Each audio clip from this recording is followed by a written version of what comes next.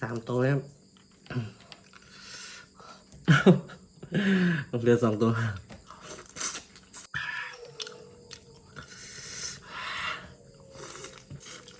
หอนพี่น้องทั้งดูดทั้งเลี้ยงแล้วครับผมซื้อย้ำเดียวนะครับเลยว่าเป็นคนละย้ำนะครับสวัสดีครับสวัสดีพี่น้องป้องไปสู้ผู้สุคนนะครับมื้อนี้ก็มาพบกับผมนะครับช่องท็อปไลฟ์สไตล์เช่นเคยนะครับมื้อนี้ก็พาทุกคนนะมากินนะครับยำรวมทะเลพี่น้องมื้อนี้โอ้ยให้ทายนะครับว่าจะบาทนะครับเดี๋ยวผมไปคอมเมนต์ตอบว่าถูกหรือเปล่านะครับได้โคตรหลายพี่น้องมีปูนะครับมีกุ้งมีตีนไก่นะพี่น้องแล้วก็ฮอทดอกนะครับลูกชิ้นนะครับต่างๆนะครับแล้วก็มีนี่เขาอันนี้ก็ผมก็จำลืมมาแล้วก็มีหอยแครงนะครับโอ้พี่น้องให้ท้ายนะครับว่าจะบาทนะพี่น้องราคาถึกๆเลยนะครับเอาครับมากินน้ำกันครับพี่น้องผู้ใด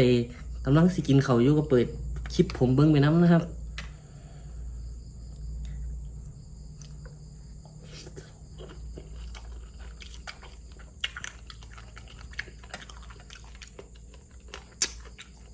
ฝากกดไลค์กดติดตามเพจ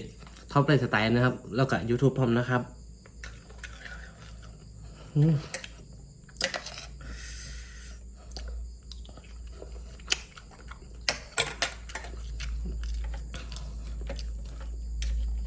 วันนี้บ่มีเข่านะครับ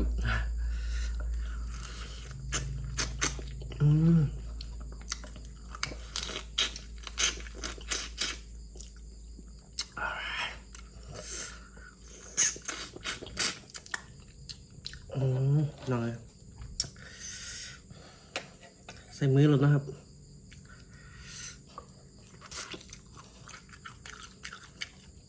ใครเร็วดูดหอยมาแล้วครับ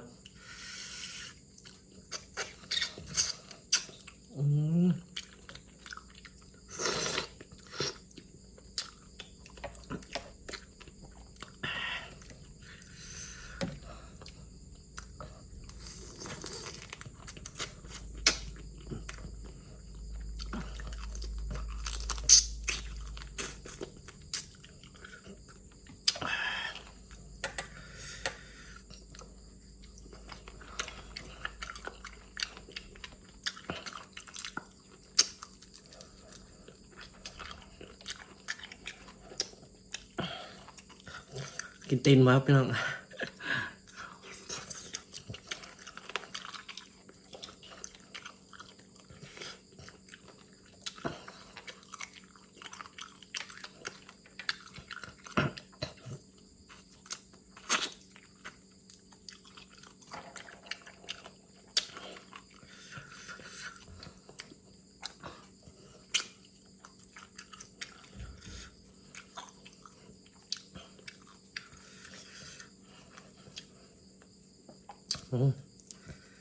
3 ตัวนะครับเหลือ2 ตัว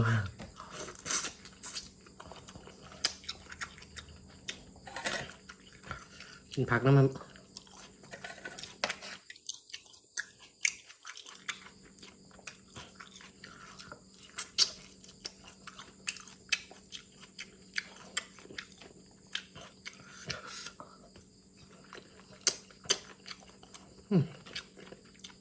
น่าจะปลาหมึก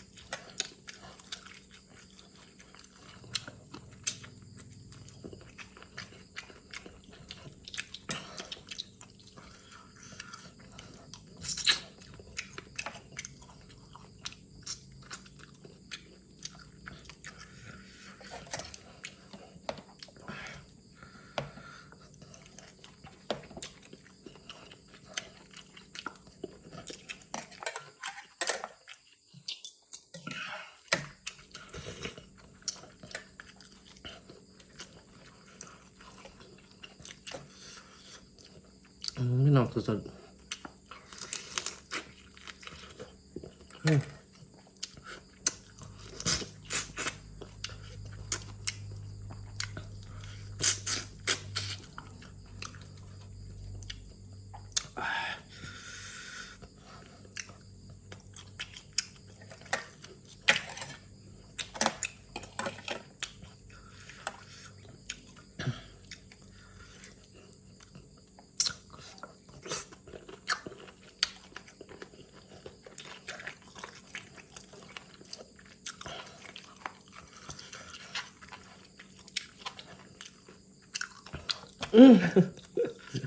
เป็นทุกมื้อครับต้องนี้อย่างหลุด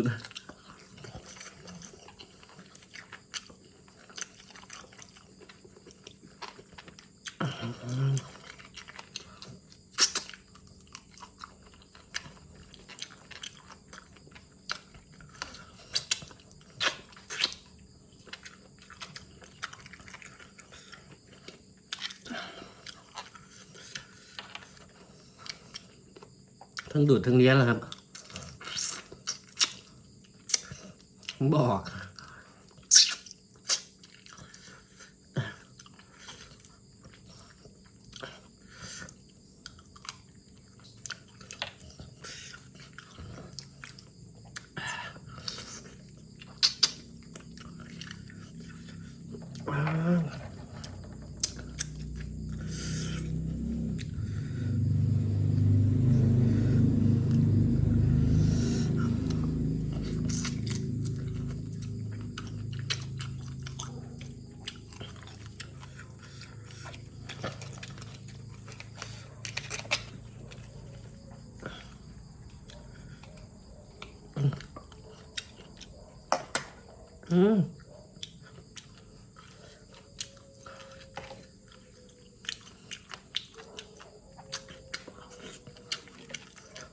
กล้ามมันแจงเลยพี่น้องเขาเป็นเนื้อต้อง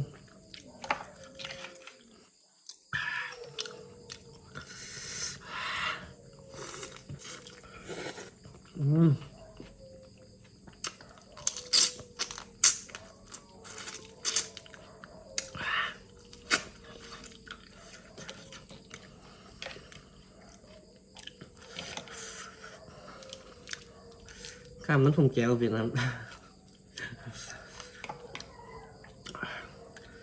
เบิดด้วยนะโอ้หมาหอนพี่น้อง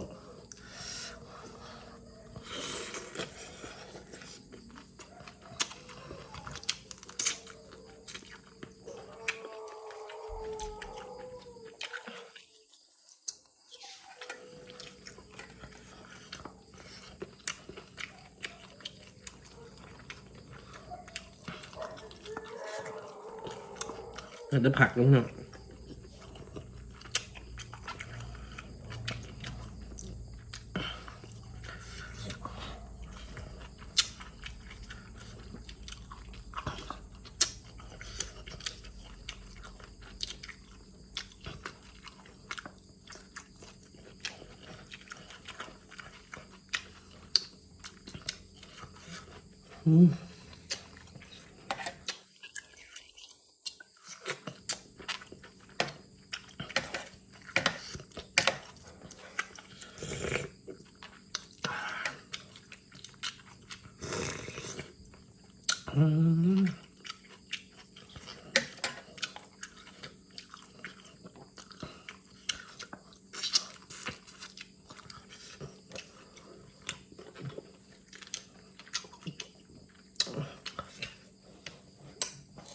เสร็จผักแล้ว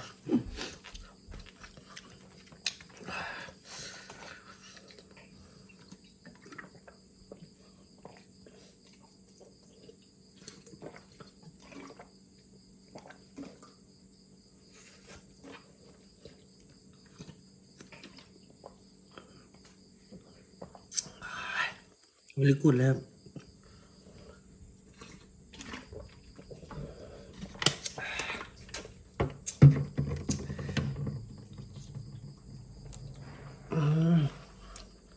ครับสำหรับคลิปนี้เท่ากับ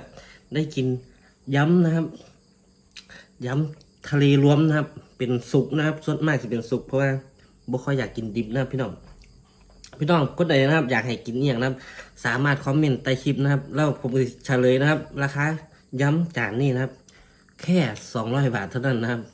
แค่200 บาทนะพี่น้องผมซื้อมา2ชุดละ100นะครับผมซื้อย้ำเดียวนะครับเลยว่าเป็นคนละย้ำนะครับสำหรับวันนี้ผมกลับไปแล้วครับสวัสดีครับ